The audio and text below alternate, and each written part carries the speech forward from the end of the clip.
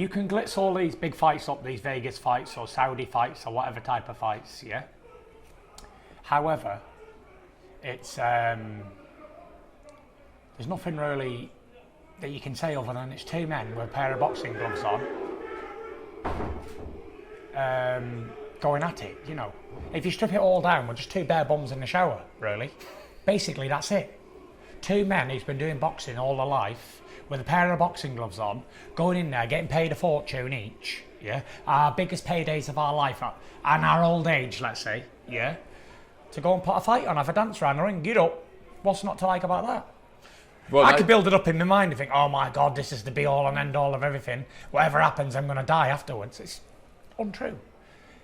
The reality of this fight is, you've got two men going to have a fight, where it's in a field, a car park, or in a boxing ring. One will win, one will lose, or it might be a draw, who knows. However, the most important thing is going in there, doing your job and going home to your wife and kids. I've got 7 little kids at home and a wife waiting for me. You know, there's nothing really much I can be afraid of. You know, I've trained hard, I've done what I've had to do. Nothing really more. Whatever's willed and destined, who will win, will win. At the end of the day, that's it. They can't go two ways, can it? You're going to be a winner or a loser. That's it. That's what makes it interesting, though, because actually, is it more a fight for the fans? I sit here as a boxing fan, 25 years we've waited. We might not get another one if all the belts fragment after this. Oh, so they will fragment. Don't you worry about that. They will.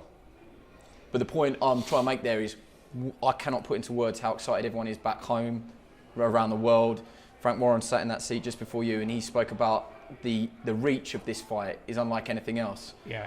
So is it actually a fight for the fans? Whilst you're talking about strictly business and it's not bothering you, is it a fight that you're giving to the fans to sit here and do this? Someone's always got to go, as the famous MC used to say. Somebody's always got to go. So the fans are the real winners, aren't they? Here. Me and Usyk, we've already got a few quid, so we earn a few more dollars on our bank accounts. Yeah, fantastic. However, someone's going to lose something that they didn't have, that they already had before going into this fight. So going into this fight, we're both complete. Going out of it, one of us are going to be not complete anymore, and that's why the fans are the winners, really. However, if that was a factor to me, worrying about what people thought of me, then I wouldn't even be in this position in the beginning. I'd never be here, ever. I'd never been British champion. Never mind, multi-time world champion. Never in a million years. So the opinions of others mean very little to me. They mean less than little, nothing actually.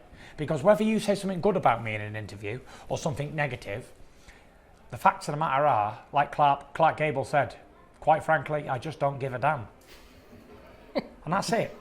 If I can pay my bills, put food in my children's bellies and put clothes on their back and keep my wife happy, the rest of it is a bonus, pal. I'll tell you that now. That's it. That's it. Nothing more to it. But if you can say it to yourself, though, does that matter at all that you are the one true heavyweight king for yourself? Does that matter, or are you just not bothered? Not interested, mate. When I beat Klitschko, I become #1 in the division in 2015. That was it. Done. Ever since then, I've been #1. With or without a belt, I'm still #1. Even when I didn't have a belt, when I retired for a year and come back and battered Wilder.